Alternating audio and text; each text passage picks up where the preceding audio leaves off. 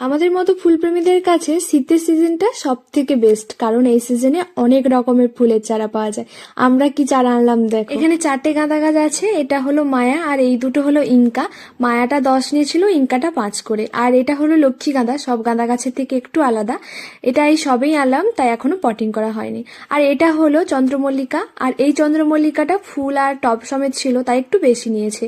আর এই যে ছোট ছোট 4টে চারা দেখছো, দুটো চন্দ্রমল্লিকা, একটা ডালিয়া আর একটা হলো পিটুনিয়া। আর এইসব চারা গাছগুলো কিন্তু 5-10 টাকা করে, তাই সবাই নিজেদের বাড়িতে লাগাতে পারো, কোনো প্রবলেম হবে না। আর এইগুলো আনার সাথে সাথেই কিন্তু পটিং করবে না, কিছুদিনের জন্য এই বালির ওপরে রেখে দিতে হবে, গাছের শেকড়গুলো খুব ভালোভাবে গজাবে। আর এইভাবে কিছুদিন রেখে দিলে গাছগুলো বাড়ির পরিবেশের সাথে অ্যাডজাস্ট হয়ে যায়, আর তারপর পটিং করলে গাছগুলো আমি যেমনটা তোমাদের সাথে শেয়ার করলাম, গাছগুলো আনার সাথে সাথেই কিন্তু পটিং করিনি, 3-4 দিনের জন্য কিন্তু এই বালির ওপর রেখে দিয়েছিলাম।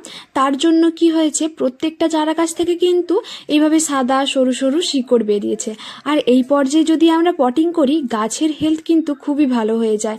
তো এবার এই গাছগুলো পটিং করার পালা, আর সেই পটিং কিভাবে করলাম ডিটেলসে তোমাদের সাথে শেয়ার করব।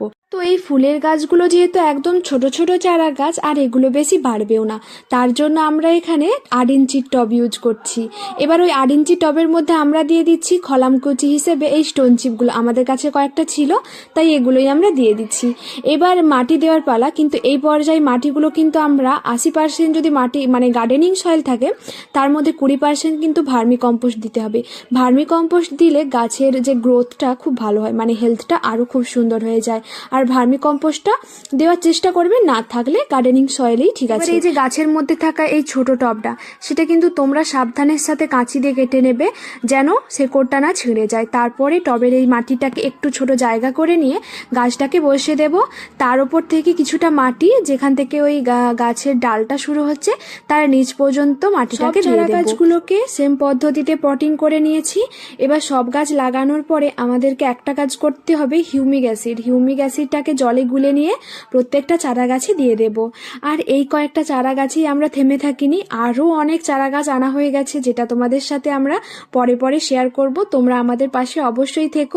এইরকম ইনফরমেটিভ ভিডিও পেতে আমাদের চ্যানেলটাকে অবশ্যই সাবস্ক্রাইব করে দিও। বাই।